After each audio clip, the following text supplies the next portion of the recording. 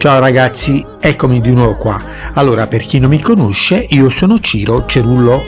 Quello che vi sto mostrando è il mulino ad acqua che ho creato per il mio presepe.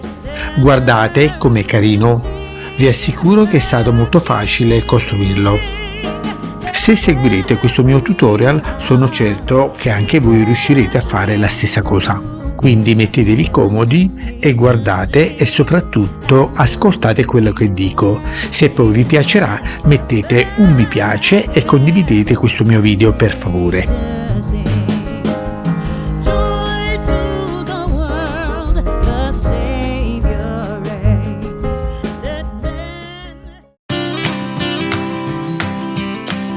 Allora, come prima cosa vi dovete procurare un pannello isolante di polistirene come questo dallo spessore di 2 cm.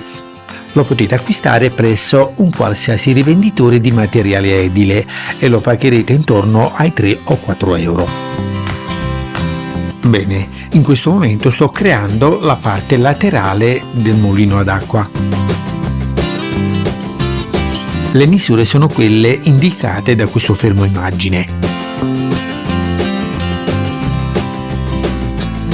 Questa invece è la parte frontale. Come vedete prendo come riferimento il mio pastorello che è alto 6,5 cm per creare la porta d'ingresso della misura giusta. In questo modo sono certo di rispettare le giuste proporzioni. Comunque le misure sono quelle indicate da questo fermo immagine.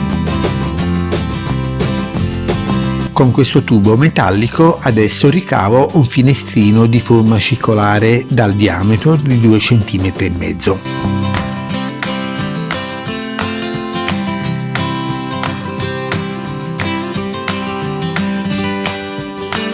Adesso utilizzo un po' di carta abrasiva per perfezionare i tagli che ho fatto.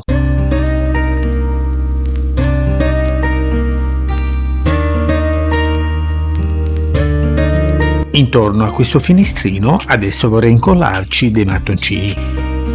Con questo pannello isolante sempre di polistirene, ma questa volta dallo spessore di 3 mm, vado a ritagliare dei mattoncini. Questo pannello lo potete trovare presso qualsiasi negozio di materiale edile oppure da un colorista.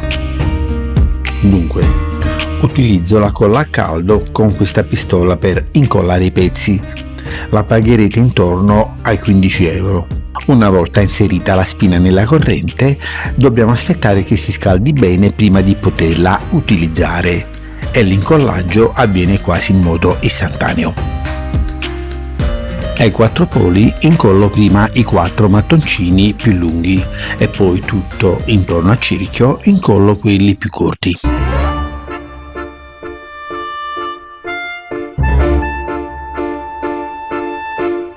Dentro al foro incollo invece 2 strisce per simulare una vecchia grata di metallo. Questo pezzo che ho rimosso prima, ora lo incollo di nuovo, però leggermente più rientrato, ecco guardate, per dare l'impressione come se fosse un vecchio portone.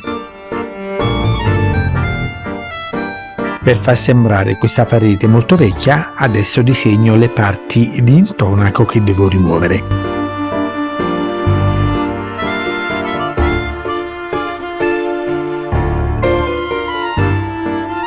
Sotto all'intonaco che ho rimosso ovviamente ci sono dei mattoni che ora vado a disegnare con questa penna. Adesso con il taglierino incido questo polistirene per riprodurre le fughe dei mattoni.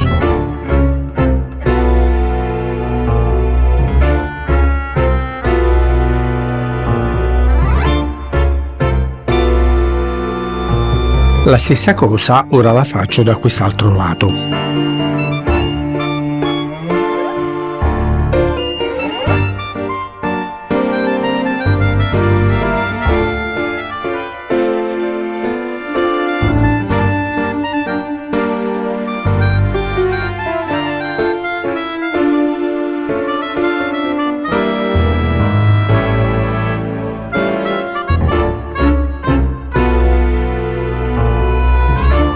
anche su quest'altra parete ci deve essere una finestra, questa volta però la faccio di forma rettangolare.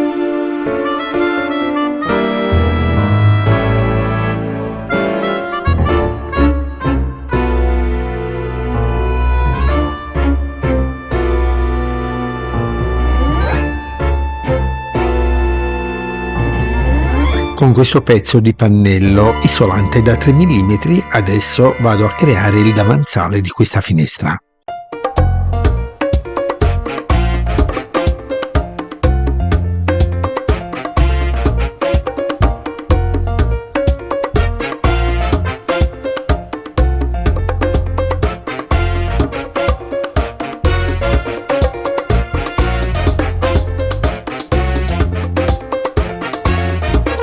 Sempre con lo stesso pannello adesso creo anche le due ante.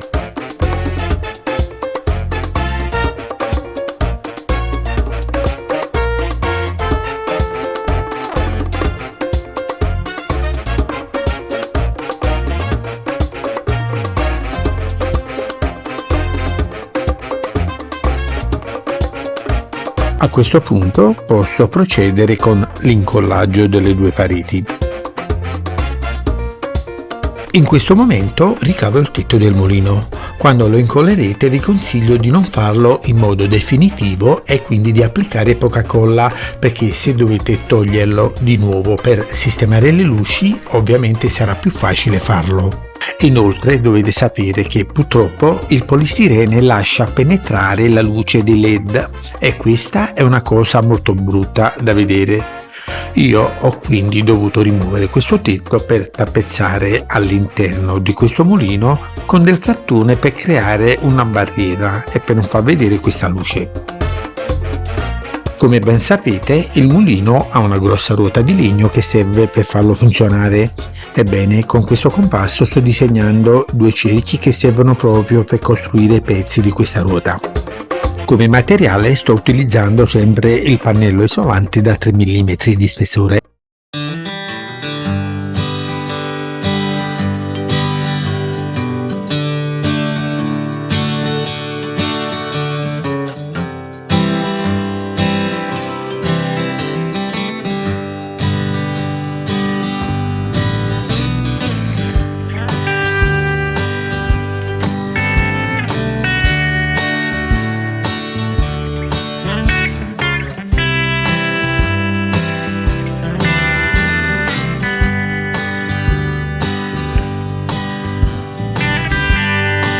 Con questo tubo metallico dal diametro di 2 cm adesso vado a ritagliare i pezzi centrali di questa ruota.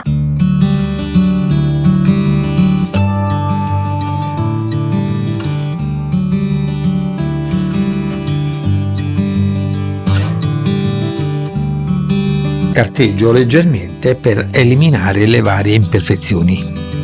Se volete fare un ottimo lavoro, vi consiglio fortemente di farvi aiutare da qualcuno. Io come supervisore ho scelto il mio amico Ciui, eccolo qua. Infatti lui sta seguendo con molta attenzione tutto quello che sto facendo. In cambio, in verità non gli do dei soldi, lui si accontenta soltanto di qualche carezza, di qualche pranzetto sfizioso e di una manciata di croccantini almeno 3 volte al giorno. Da bere invece evito assolutamente di dargli alcol come vino o birra, gli do solo dell'acqua perché è quella che costa di meno. Ecco, in questo momento sto notando proprio che lo Ciui sta concentrando la sua attenzione su quest'ultimo pezzo che ho tagliato. Infatti lo sta osservando e vedo che lo ha scartato. Probabilmente il pezzo tagliato non rispecchia determinati canoni. Io comunque non sono d'accordo con lui perché dovete sapere che lo Ciui è molto fiscale. Detto questo, appena se ne andrà io quel pezzo me lo riprenderò. Ok, tutti i pezzi della ruota sono stati tagliati, ora non mi resta che assemblare il tutto e per farlo nel modo corretto preferisco disegnare la ruota e poi su questo disegno appoggio i pezzi per poi incollarli.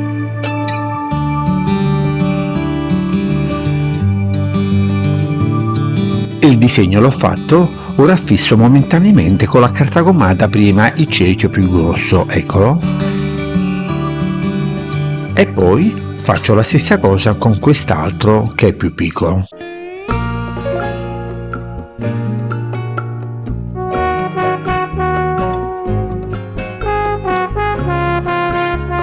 A questo punto posso incominciare a incollare i pezzi. In questo momento sto utilizzando la colla a caldo. Io invece vi consiglio fortemente di utilizzare la colla bicomponente perché è molto più forte, perché appunto questa ruota starà continuamente a contatto con l'acqua. Comunque un kit di questa colla bicomponente lo pagherete intorno a 2 euro. La ruota è completata, ora procediamo con il motore. Eccolo qua. Allora, questo motore costa intorno ai 4, massimo 5 euro. Fa 20 giri al minuto e funziona con la corrente 220. Dunque incomincio a installarlo su questo pezzo di legno con 2 viti. Ora, sempre con la colla a caldo, posso installarlo all'interno del mulino.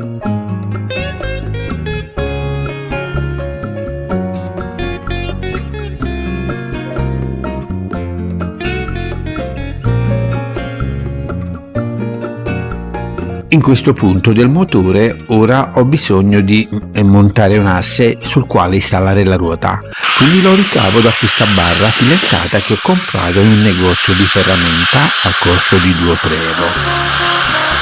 L'asse l'ho tagliato a una lunghezza di 6 cm con un flex. Se voi non avete il flex potete utilizzare anche un secchietto per il metallo che pagherete intorno ai 2-3 euro. Metto una rondella e poi un dado per bloccarlo saldamente sul motore elettrico. Adesso avvito quest'altro dado che servirà come battuta sulla quale andrà ad appoggiarsi la ruota, altrimenti girando potrebbe urtare sulla montagna. Bene, ora non mi resta che installare la ruota, quindi metto un'altra rondella, un altro dado ed infine do corrente per vedere se va tutto ok. Infatti la ruota gira molto bene.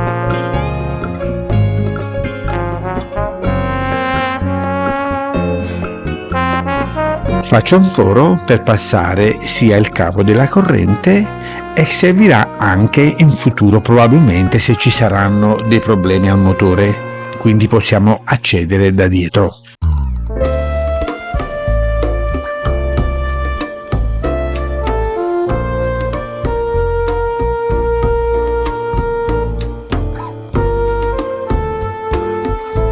Fisso il mulino con la solita colla a caldo e poi tutto intorno a questo mulino ora vado a costruire le rocce.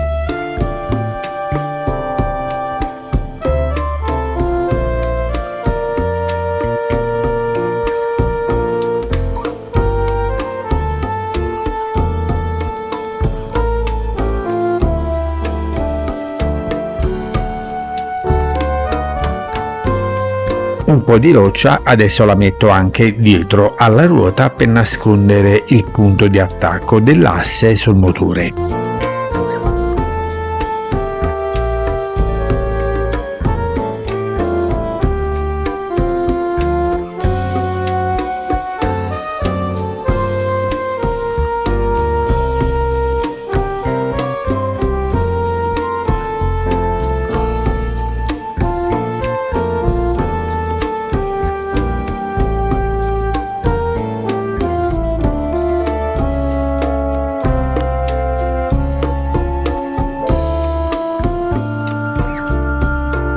Adesso sto costruendo la rampa di scale, quindi incollo prima questo piano di appoggio sul quale poi vado a incollare anche questi gradini che ora sto tagliando.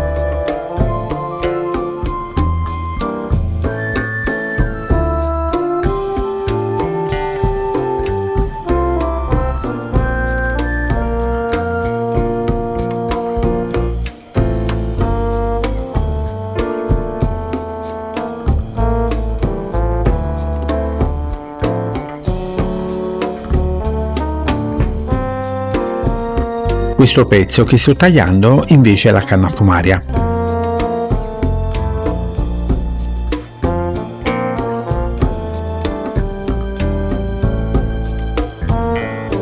La base della canna fumaria la faccio leggermente inclinata perché la devo adattare al tetto che è spiovente.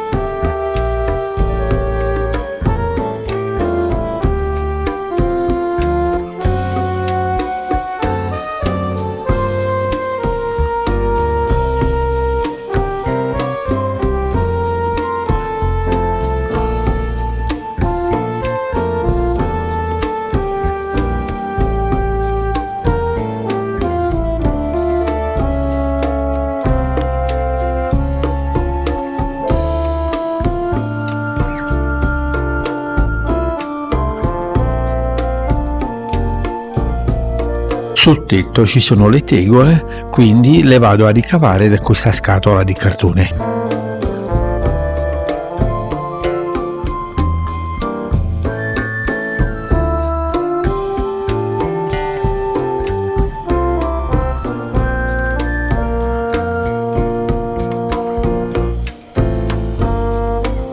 A questo punto vi consiglio di prendere un bastoncino di legno come questo e di affilare un po' la punta sulla carta abrasiva.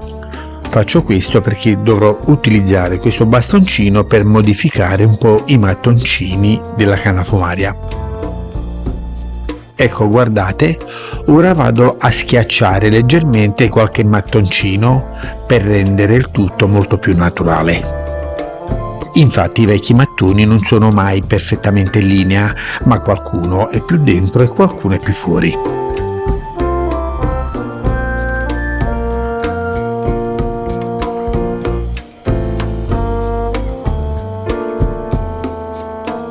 Inoltre, se avete un sassolino, battetelo sui mattoncini come vi sto mostrando per renderli leggermente più ruvidi. In questo punto, come potete notare, ho commesso un errore, infatti ci sono 2 cm di spazio tra la parte bassa della ruota e il letto del fiume. È troppo alta, insomma, la ruota rispetto a questo letto del fiume, allora c'è il rischio che l'acqua quando scorrerà non toccherà la ruota. Per risolvere il problema incollo un po' di cartone qua sotto per alzare ovviamente il livello del letto.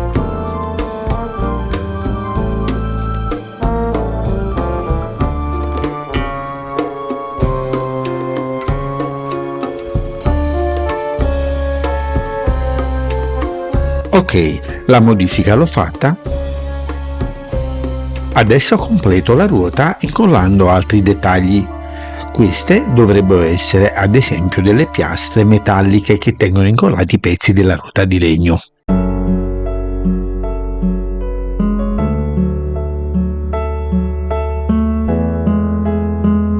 Come potete notare, lo spazio sotto alla ruota adesso si è ridotto a solo 5 mm, quindi quando l'acqua del fiume scenderà dovrà per forza toccarla.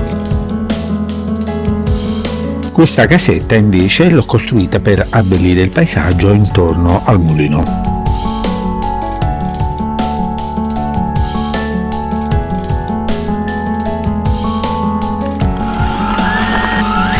In questo punto deve sgorgare l'acqua della sorgente che alimenterà il fiume.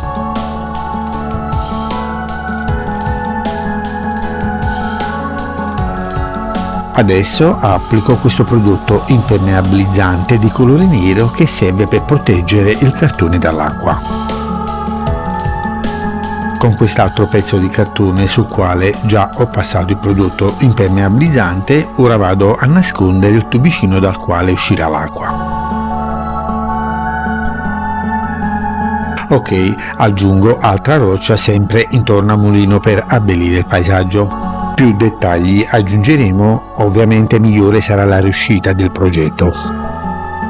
Carissimi amici, vorrei ricordarvi che alla fine di questo video troverete tutti i tutorial nei quali vi farò vedere come ho realizzato passo passo il fiume, la casetta, la montagna e tutte le altre parti di questo presepe. Vi consiglio fortemente di guardarli perché sono ricchi di dettagli e di consigli utili per voi.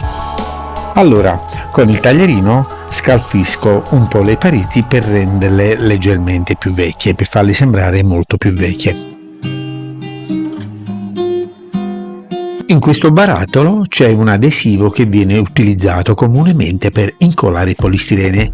Ne prendo un po' e lo diluisco come se fosse una pittura, mischiando una parte di prodotto e 2 parti di acqua. Un barattolo costa circa 10 euro e lo potete acquistare presso un negozio di colori e parati. Ora questo prodotto lo vado a passare sul polistirene perché devo rendere la superficie di questo materiale più idonea a ricevere poi la pittura acrilica che dovrò applicare dopo.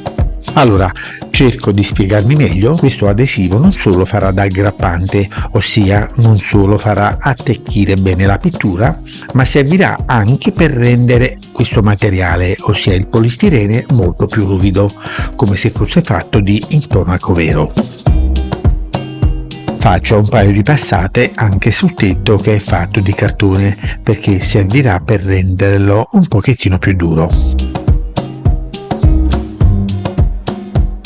In verità questo adesivo dobbiamo passarlo anche su tutte le altre parti del presepe che sono fatte di cartone. Questo per rendere, come già vi ho detto, questo cartone molto più rigido e soprattutto per renderlo molto più verniciabile. Con lo stesso prodotto, però questa volta denso e senza diluirlo, adesso vado a tappare, ossia vado a chiudere tutte le insenature dove l'acqua potrebbe entrare a causa della ruota in movimento.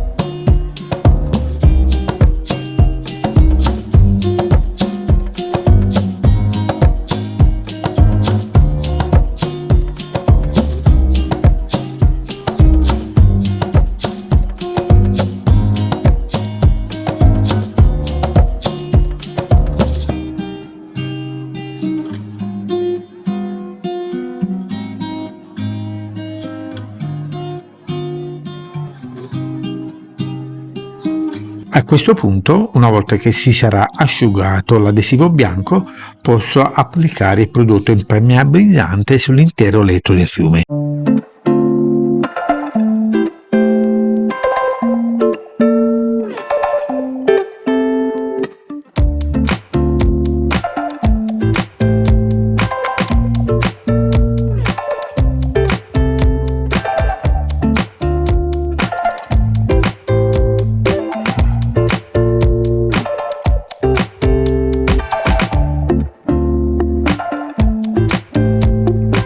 Ora diluisco altro adesivo nello stesso modo di come l'ho fatto prima, però questa volta aggiungo anche un po' di malta premiscelata, eccola.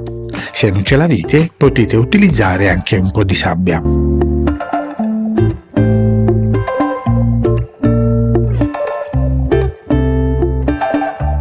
Questo composto ora lo vado ad applicare sul cartone per farlo sembrare molto più ruvido, come se fosse veramente vera roccia.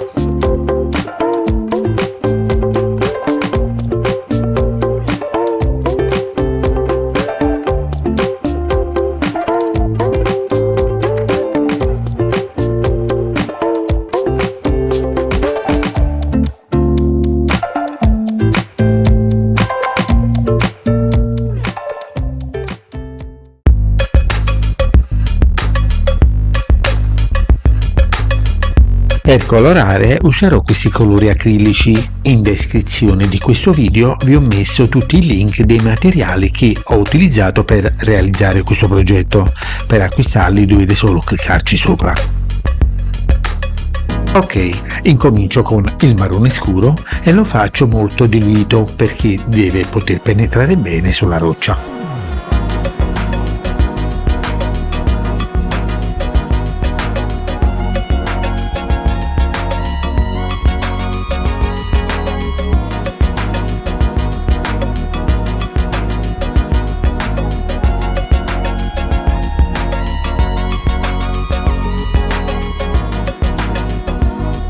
Ora prendo lo stesso marrone e lo faccio più chiaro aggiungendo un po' di acrilico bianco. Il colore ottenuto servirà per schiarire un po' la roccia.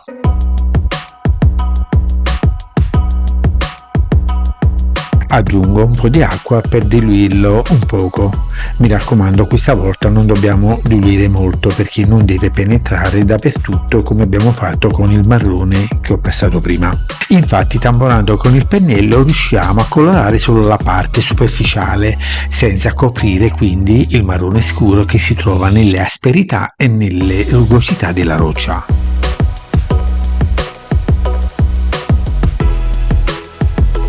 Quest'altro invece è un marrone più chiaro che già ho comprato di questa tonalità e che quindi non ho creato io. Questa volta però non dobbiamo diluirlo assolutamente. Dopo aver intinto il pennello leggermente andremo ancora a tamponare sulla roccia, facendo attenzione a non coprire completamente i due colori che abbiamo passato precedentemente. Infatti guardate, intingo leggermente il pennello, poi vado a scaricare la pittura in eccesso dalle setole di questo pennello sul piatto e infine vado a tamponare sulla roccia, avendo cura, come già vi ho detto, di non coprire completamente i due colori che ho passato precedentemente. Ok, ora aggiungo una piccola asta di legno sulla porta.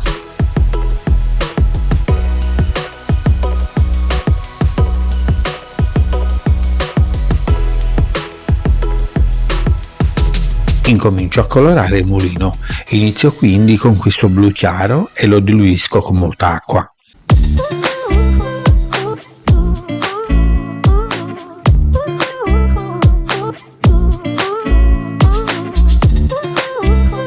Applico la pittura cercando di colorare non in modo uniforme, ma concentrando di più il colore intorno alla finestra.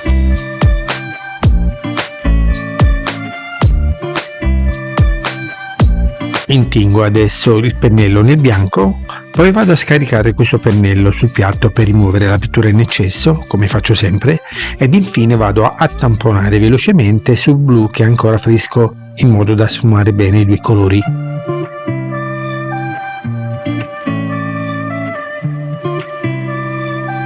Questo è un rosso mattone che ho comprato già di questa tonalità, con il quale adesso vado a pitturare tutti i mattoncini. Adesso mischio un po' di acrilico bianco con un pochettino soltanto di rosso mattone. Ecco, guardate, ho ottenuto un colore molto chiaro.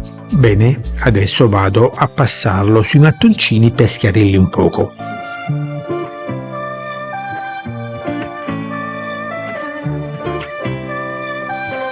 Un po' di questo rosso mattone adesso lo vado ad applicare anche nelle crepe del muro.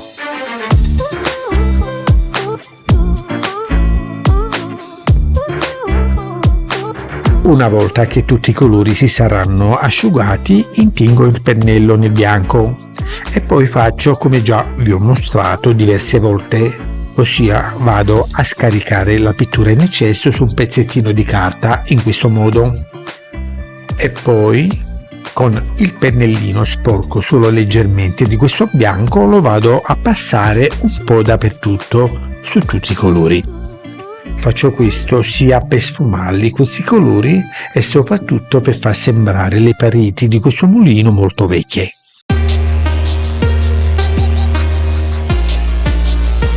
Per creare il grigio prendo un po' di acrilico nero, poi prendo anche un po' di acrilico bianco, eccolo qua, bene, poi aggiungo un po' di acqua, mischio ed ottengo un bel colore di grigio. Bene, ora con questo colore vado a pitturare il davanzale della finestra, la canna fumaria, i mattoncini intorno a questo finestrino e poi tutti i gradini della rampa di scale. A proposito, se volete vedere come ho realizzato la ringhiera in legno di questa rampa di scale che vi sto mostrando, allora andate a cercare il mio video nel canale che si intitola Come realizzare o costruire il fiume con cascata su un presepe.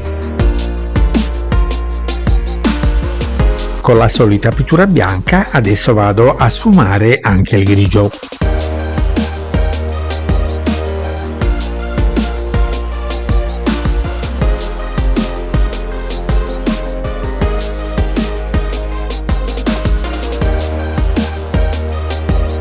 Anche i gradini della rampa di scale li devo sfumare.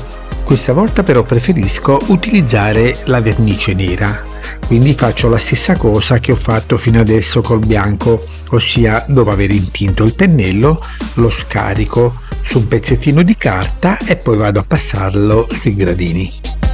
Sul portoncino utilizzo invece il marrone scuro.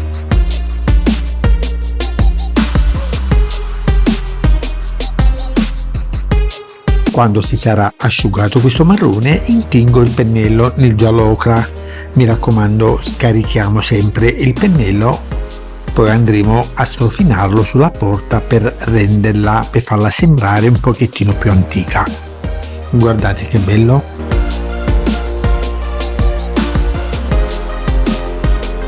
Questi sono dei spilli, ora li spezzo per accorciarli un pochettino.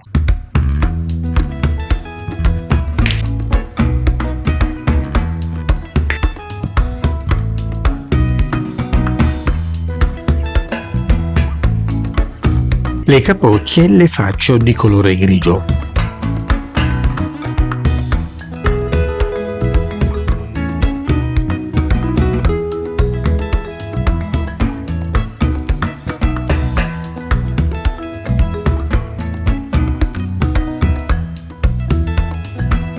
Infilo gli spilli nel portoncino per renderlo più carino. Per completare il portoncino a questo punto manca solo il maniglione che vado a ricavare da questo pezzettino di polistirene che ho infilato su questo spillo. Bene, dopo averlo colorato di colore grigio, installo questo anello che ho ricavato da una vecchia collana.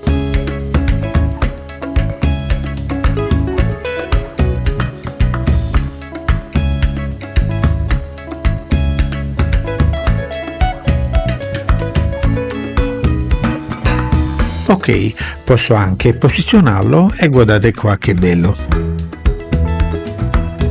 Adesso costruisco l'anta della finestra.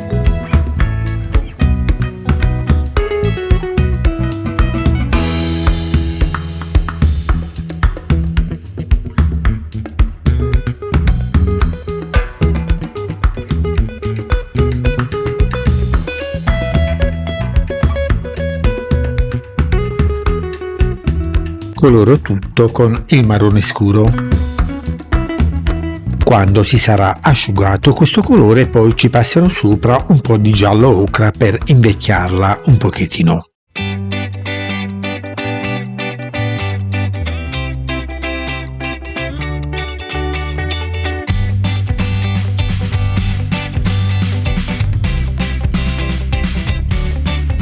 Il vetro lo ricavo da questa pellicola di plastica trasparente.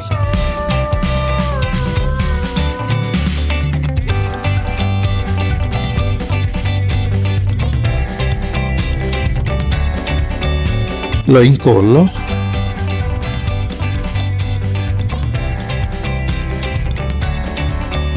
è fatta. Ora posso anche installare questa finestra.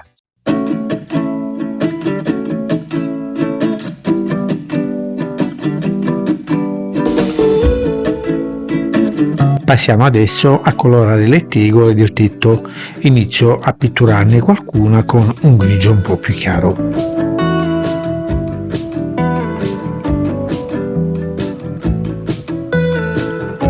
Adesso utilizzo invece un grigio un po' più scuro. Come ben sapete, la differenza tra le due tonalità di grigio si ottiene aggiungendo o sottraendo l'acrilico bianco nell'acrilico nero.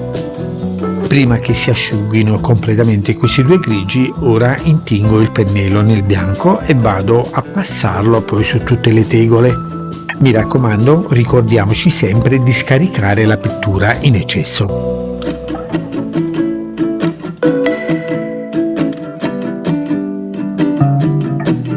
Siamo quasi giunti al termine, ora iniziamo a colorare il fiume. Allora, come già vi ho detto più volte, alla fine di questo video troverete il tutorial completo di come realizzare un fiume. Troverete anche altri tutorial nei quali vi spiegherò come realizzare altri elementi come ad esempio la montagna, la casetta, il forno, il ponte e molto altro. Anche sulla ruota metteremo un po' di bianco.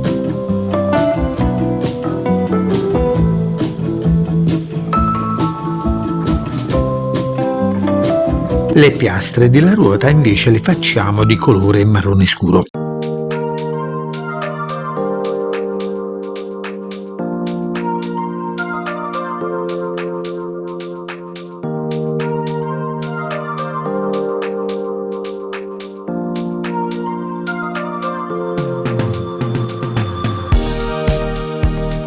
Aggiungo altri elementi per completare il paesaggio intorno al mulino. Inizio quindi con gli alberelli e vado avanti fino a completare il progetto.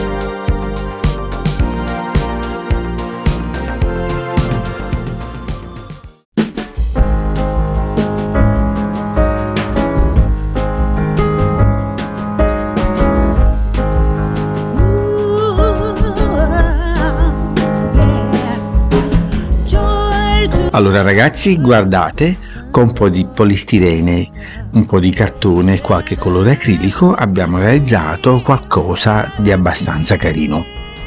Ovviamente questo è solo un lavoretto semplice che tutti possono fare, non è nelle mie intenzioni confrontarmi con i grandi professionisti che fanno questo per mestiere qua nella città di Napoli. Infatti dovete sapere che proprio nel cuore di Napoli c'è una strada che si chiama San Gregorio Armeno, dove si trovano numerose botteghe nelle quali lavorano i più grandi maestri presepiali del mondo. Anzi, ne approfitto per dirvi di venire qua nella nostra città a visitare appunto San Gregorio Armeno. In questa strada dovete sapere che le botteghe sono aperte tutto l'anno e sono visitate, come già vi ho detto, da tantissimi turisti provenienti da ogni parte della terra.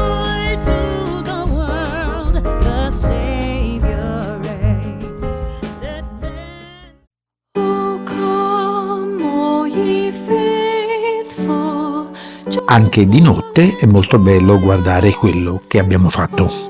Vorrei farvi notare il tipo di illuminazione che ho utilizzato, infatti è stata fatta con dei speciali LED che emettono una luce con certo tremolio, che hanno insomma un po' di sfarfallio. Non so se sono stato chiaro, ma come vedete la luce emessa da questi LED non è fissa, ma lampeggia quasi in modo impercettibile, tale da simulare l'illuminazione di un tempo che era fatta proprio con le lampade ad olio oppure con le candele accese.